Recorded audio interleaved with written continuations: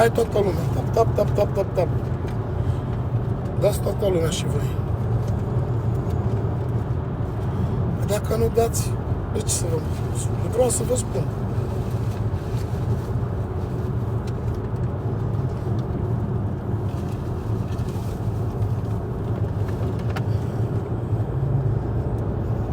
Hai, ridicați, ridicați, ridicați, ridicați. Erau 2000 și ceva de persoane și... Ridicați. Să vă spun eu cele mai tari știri. Te iubesc, te iubesc, te iubesc, te iubesc. Să rămână. Și eu vă iubesc. Hai, că mai dați 300-400 de persoane, hai. Să vă spun.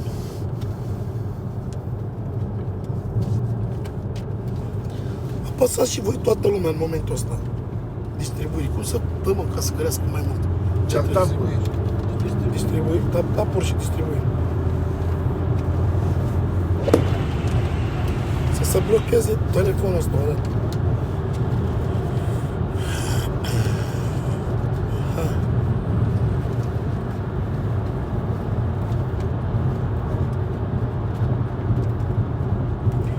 Hai că urmează să vă spun eu știrile despre mine.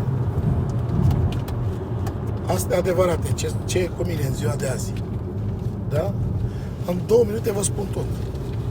Că voi trebuie să știți despre mine de la mine. Voi numărați bani acolo, pe live.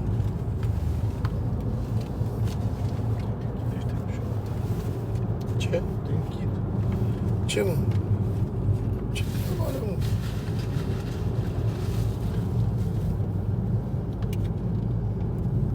Nu să nu furi. De-aia am pus telefonul așa. Și pe ăsta aici? Așa, că n-ai control. N-ai control să-ți antenele. Hai, încă 2-300 persoane, hai. Și vă spun imediat. Hai, încă 200-300 și gata. Urmează știrile despre persoana mea, Florin Salam, vă spun.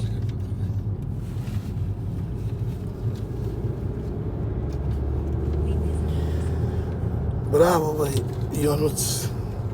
Ești deștept. Ai mare talent. Nu se poate. Ce talent.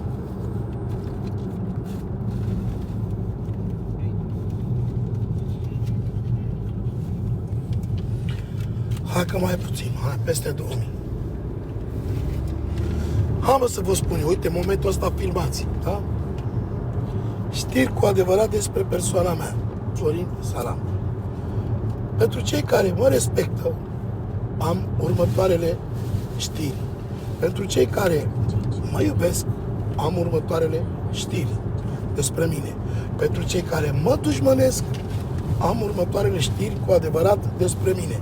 Pentru cei care nu mă iubesc, am următoarele știri despre mine. Într-un cuvânt, pentru toată omenirea, dacă e nevoie. Măi, oameni buni, mă repet, în scurte cuvinte, să înțelegeți pe scurt, de un an și ceva de zile, știți foarte bine că nu mai fac prostii. Nu mai beau și nu mai consum substanțe. Da? Am scăpat de asta. Mulțumesc lui Dumnezeu. De un an de zile sunt la cântări în fiecare zi. Onorez toate petrecerile, ba din contră. Adică ajung la cântare mai devreme, la orice cântare ajung mai devreme decât am promis, mai devreme decât am promis și plec mai târziu decât am promis. De ce? Să bucur lumea.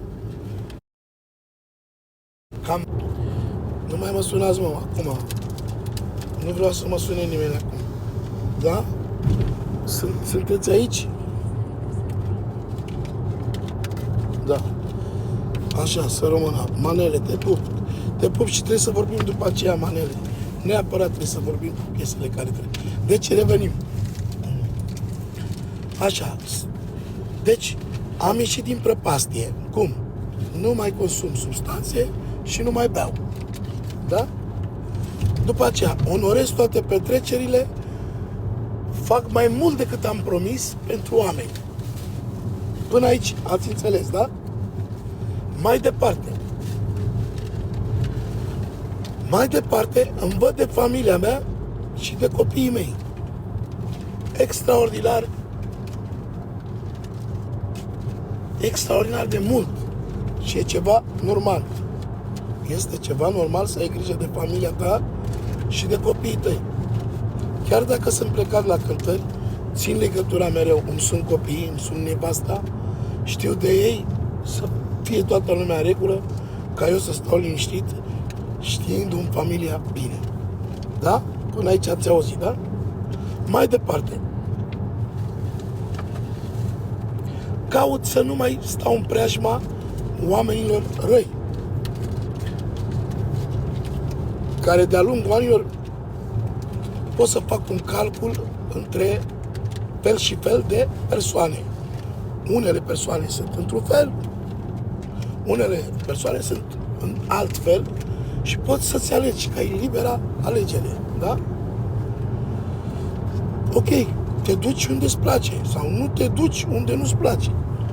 Sau stai cu cine te simți bine și nu stai cu persoanele care nu-ți fac bine. Liber arbitru, da? Până aici ați înțeles. Astea sunt știrile până aici. Și mai departe. Aștept să treacă anul ăsta, care am luat sute de nunți într-un an, câte 4 nunți pe zi cânt, așa cum pot eu acum, să-ți treacă anul ăsta, ca în ianuarie și februarie, 2 luni de zile să nu cânt nicăieri.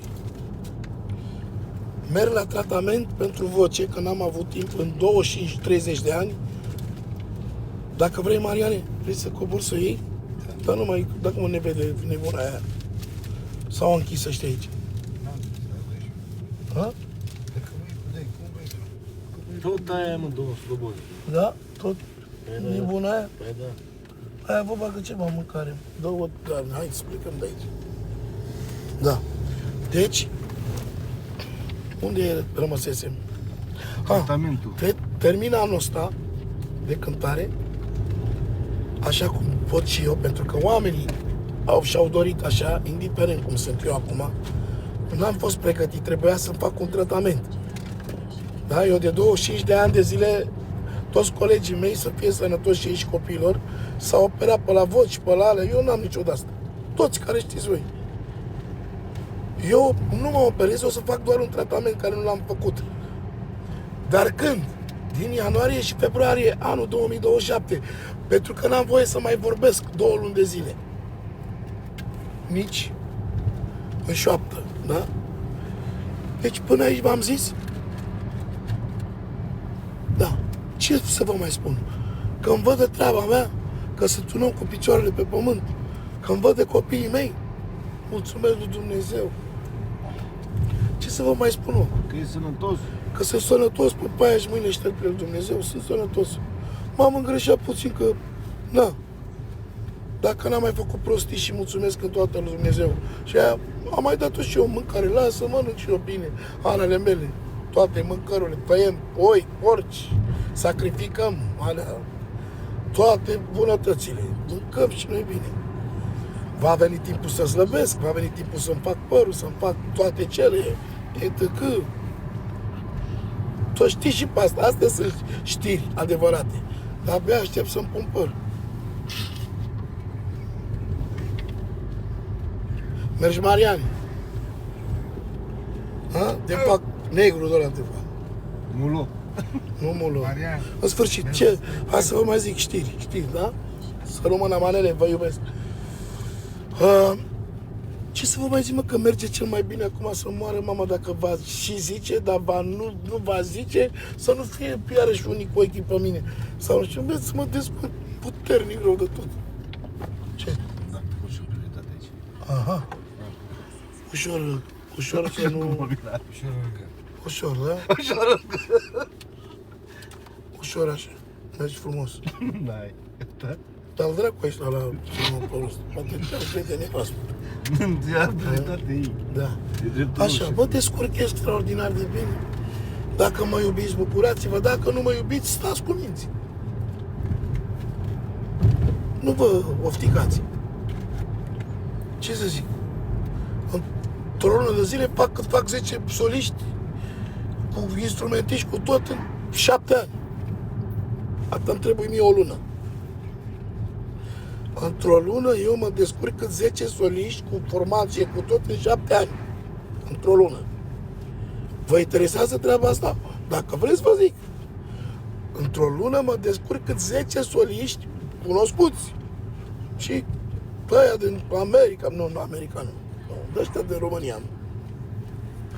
Sârbi, albanezi, ce vreți voi.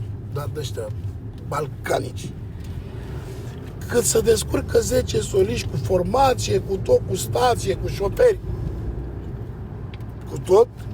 Asta mă descurc eu într-o lună, cât să descurcă ei toți în 7 ani, 8 ani. Într-o lună, dar în 4 luni. Cât să descurcă ei în 28 de ani. În 6 luni. Vine Tot 8 de ani. 7 și 40. 48 de ani. 42 de ani. E greu. Asta. Voi vreți știri? Vă zic știri. Uite, vezi când vorbesc, sunteți aici. Sunt bine, mă, doar că sunt și eu obosit. Că, na, hai, puneți-vă în locul meu. Nu dor, nu aia, dar să moară mama, dacă mai mă interesează nici așa mult să dorm, decât să trag câțiva ani de ăștia să schimbăm România și după aceea o să-mi cânte mie Michael Bolton. Eu voi fi primul manelist care l-aduc pe Michael Bolton la un șpriț de-al meu. La un șpriț de-al meu. Dau $100.000 eu lui Michael Bolton să-mi cânte mie când beau un șpriț. Uite, și vă promit asta. Lui Michael Bolton îi dau $100.000 să vină când vine în România să cânte mie Michael Bolton. Că nu mai am pe ce să ascult în afară de Michael Bolton. Îmi place așa tot ce vreți voi, dar Michael Bolton e viața mea cum cântă. Are de la Frank Sinatra. Voi fi eu manelist, dar eu aud bine, mă, cu oameni buni. Mai spune ăștia, domne, nu mai cocotare, să am și eu răutăți. Eu sunt eu.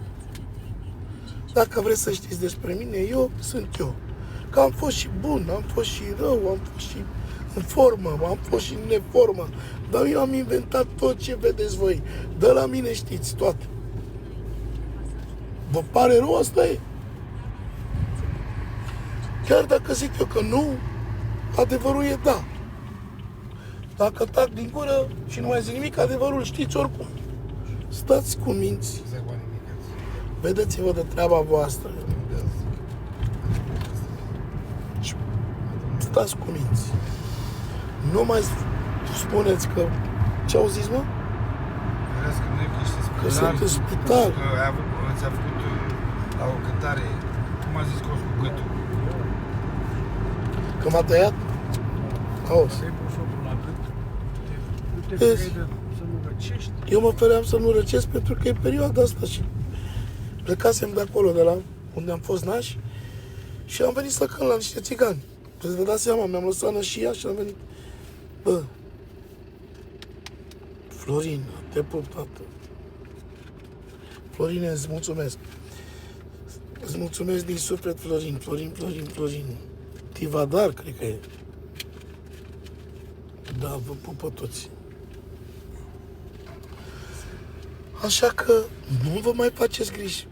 Unii. Eu nu vorbesc acum la general, că mi-e rușine că poate mulți zice, ce ai mă, cu vorbești la în masă la toți. Nu, de vorbesc strict cu ăia care nu mă lasă în pace.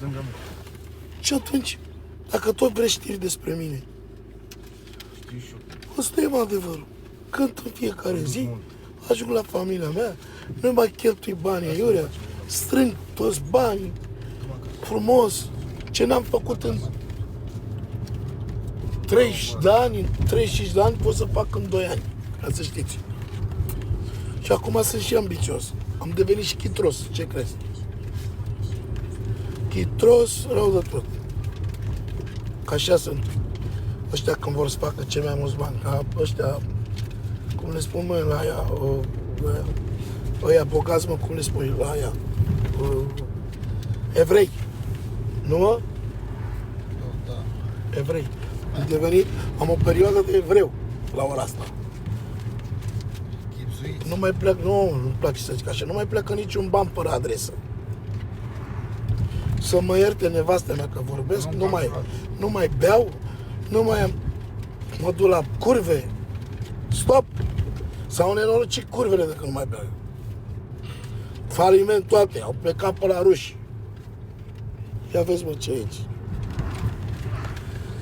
S-au nenorocit, tot Bucureștiul gurlă.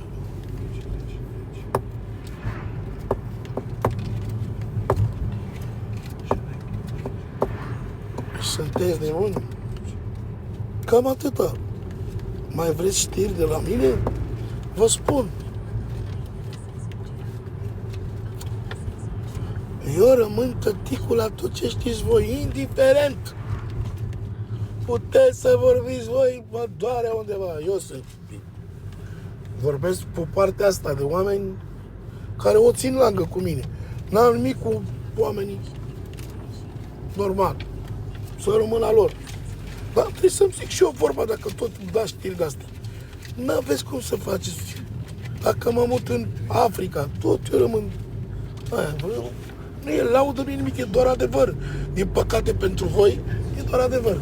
Mai mă, ce se faci la unul care e născut și când greșește să aibă haz și când face lucruri bune, nu mai zic.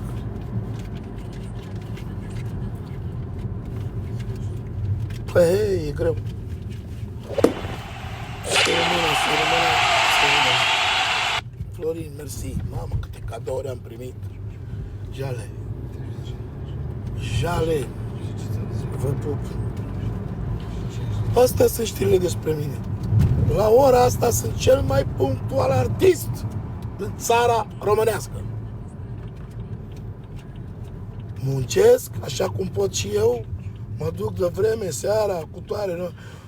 Și încă ceva, dacă tot am intrat aici. Pentru anul ăsta, dați distribuiri toată lumea și filmați ce vă spun eu acum. Alexandra, dacă ești aici, fă datoria asta să trăiască fata ta și bărbatul.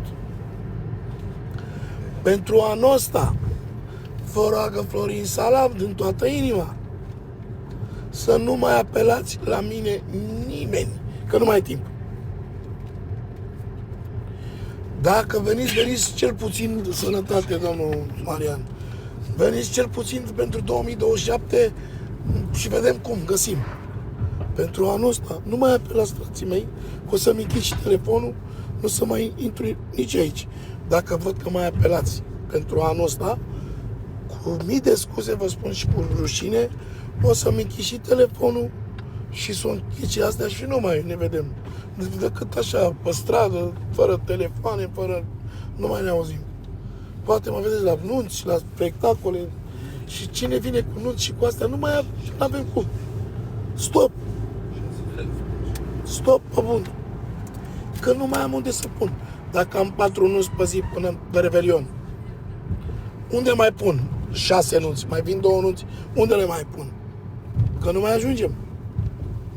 Lăsați-le doar pe astea. Punct. Și mutați la anul și 2028 și mergem. M-ați înțeles? Astea sunt știrile. Știrile astea sunt cu adevărat. Nu mai veniți cu nunți pentru anul ăsta nici o secundă. Nici cu nunți, nici cu botezuri, nici cu zile onomastice, nici chef, nimic, nici spectacole, nimic. O să am eu cu Goran Bregovici un spectacol anul ăsta, cât au făcut ăștia 70 de spectacole. O să am eu cu Goran Bregovici. Spectacol de ăla să simtă. Ați înțeles? Știu să vorbesc și cald, știu să vorbesc și rece, depinde cum mi se cere. Dacă lumea e caldă, și eu sunt cald. Dacă lumea e mai rece, mai întâi sunt cald și după aia știu să fiu și rece. Pac, pac. Asta e, am haz, am talent. Pă bune, pă vrei, nu vrei. Azi numărat, mă, Da. Pe bune sau, mă?